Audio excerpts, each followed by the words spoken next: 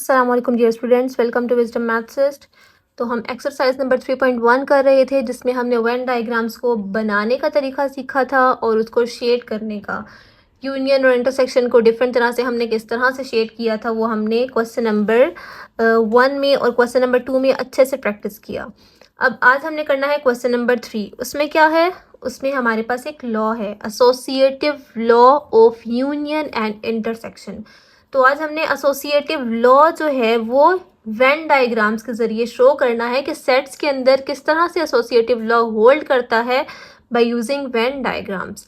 और इसमें आपने जो शेप्स यूज़ करनी है, जो डायग्राम्स यूज़ करनी है, वो क्वेश्चन नंबर 1 की यूज़ करनी है। इट मीन्स कि पहले हम आपने इस डायग्राम को यूज़ करके एसोसिएटिव लॉ जो है वो किस तरह होल्ड करता है इसमें ये शो करना है। फिर आपने नेक्स्ट इसके साथ इसके साथ इसके साथ सिमिलरली आप जब इन चारों के साथ कर लेंगे, इसके अलावा कोई और शेप भी आप खुद से बना के सॉल्व कर सकते हैं, जैसे कि ये वाली शेप है।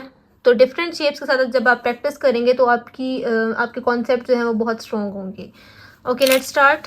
अब सबसे पहले हम देखते हैं कि एसोसिएटिव लॉ होता क्या है। अब जब हमने associative law with respect to union करना है, एसोसिएटिव लॉ में हमारे पास 3 सेट्स का रिलेशनशिप होता है, लेकिन वो किस तरह होता है, जैसे ए, बी और सी। 3 सेट है इसमें, ए, बी और सी। इसमें हमारे पास ऑपरेशन कौन सा है, यूनियन।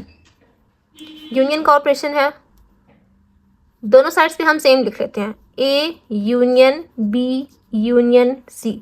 लेकिन एसोसिएटिव लॉ में होगा क्या, इसमें हम ब्रैकेट्स के ज़रिए इन दोनों को डिफ्रेंशिएट करते हैं कि यहाँ पे पहले, क्योंकि 3 सेट्स हैं, हम एट अ टाइम तीनों सेट्स पे कोई भी ऑपरेशन अप्लाई नहीं कर सकते। पहले हमें 2 सेट्स को ऑपरेट करना पड़ता है, उसके बाद तीसरे सेट को ऑपरेट करना पड़ता है। तो A union B union C में पहले हम बी और सी, यहाँ हमने ब्रैकेट डाल दी। अगर यहाँ आपने बी और सी को पहले चूज़ किया है तो फिर आपको दूसरे साइड पे ए और बी को पहले चूज़ करना पड़ेगा। मतलब यहाँ पे आपने बी और सी को पहले चूज़ किया, इट मीन्स कि पहले आपने इनको ऑपरेट करवाना है, उसके बाद इसका ए के साथ ऑपरेट करवाना है, और यहाँ पे ए और बी को पहले ऑपरेट करवाना है और फिर सी को ऑपरेट करवाना है। तो ये हमारे पास एसोसिएटिव लॉ होता है, जो कि आज हमने इसके ऊपर किस तरह से होल्ड करता है ये सेट ऑपरेशंस के ऊपर, ये हमने देखना है बाय यूजिंग वेन डायग्राम्स। तो इसकी लेफ्ट हैंड साइड है A union B union C, इसको हमने यहाँ पे शो करना है। पहले हम ब्रैकेट को सॉल्व करेंगे, B union C. It means कि बी का पूरा सेट और सी का पूरा सेट शेड होगा। तो हम बी के पूरे सेट को और सी के पूरे सेट को शेड करते हैं।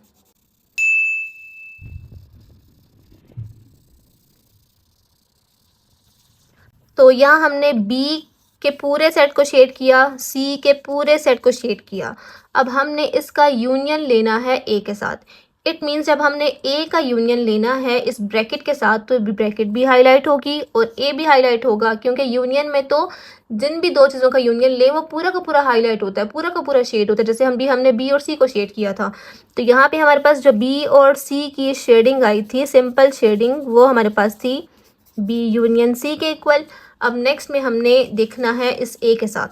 तो ए, पहले हम पूरे ए के ऊपर कोई भी सिंबल बना देते हैं, और फिर जब इसका यूनियन लेना है इस ब्रैकेट के साथ, तो इस ब्रैकेट का आंसर क्या था, ये पूरी शेडिंग थी। तो इस पूरी शेडिंग के ऊपर भी हम लोग कोई सिंबल ड्रॉ कर लेते हैं। जहाँ जहाँ पे ये शेडिंग है, हर जगह पे, हर एरिया पे आपने ये सिंबल ड्रॉ कर देना है। तो अब हमारे पास, क्योंकि ये सिंबल तो पूरे स्ट्रक्चर में ड्रॉ हो गया है, तो इट मीन्स ये पूरा का पूरा एरिया हमारे पास, ये जो shaded area with this symbol is A union B union C. ठीक है, तो इसका ओवरऑल आंसर हमारे पास क्या आया है, इसका ओवरऑल आंसर हमारे पास आया है shaded area with this sign. अब हमने देखना है क्या यही एरिया हमारे पास दूसरी साइड में भी आएगा। अगर तो सेम एरिया दोनों साइड्स पे आए, इट मीन्स कि दोनों का आंसर इक्वल है। अगर वो दोनों आंसर इक्वल हैं तो इट मीन्स कि एसोसिएटिव लॉ जो है वो होल्ड कर रहा है। तो अब हम यहाँ पे राइट हैंड साइड करते हैं। राइट हैंड साइड हमारे पास क्या है, A union B union C. इसमें अब हमने पहले ए यूनियन बी को हाईलाइट करना है, तो पहले हम पूरा का पूरा ए और पूरा का पूरा बी शेड कर लेंगे।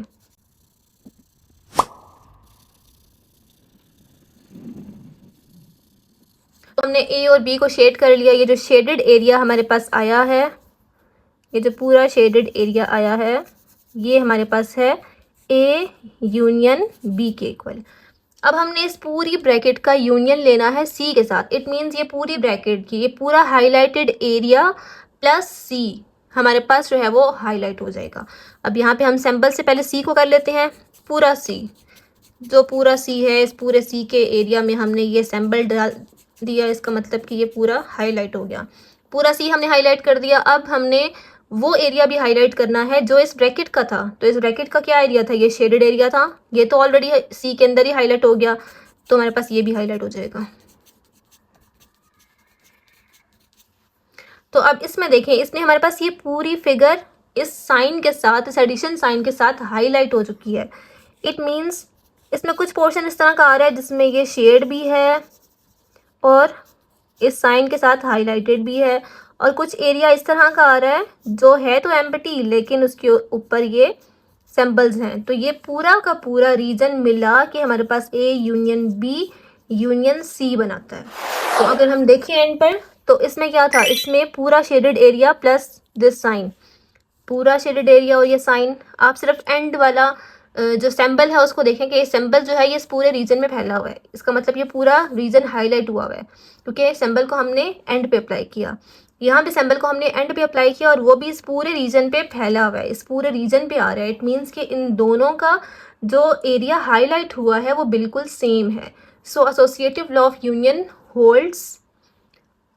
एंड हमने यहाँ पे वेन डायग्राम्स के ज़रिए उसको अच्छे से रिलेट करके बता दिया कि किस तरह से इसकी दोनों साइड्स जो हैं वो इक्वल होती हैं। कि पहले हम ए और बी को करें या बी और सी को करें, इससे कोई फ़र्क नहीं पड़ता। एंडिंग पे हमारा जो आंसर है, जो एरिया है, वो बिल्कुल सेम होगा। जज़ाकल्लाह।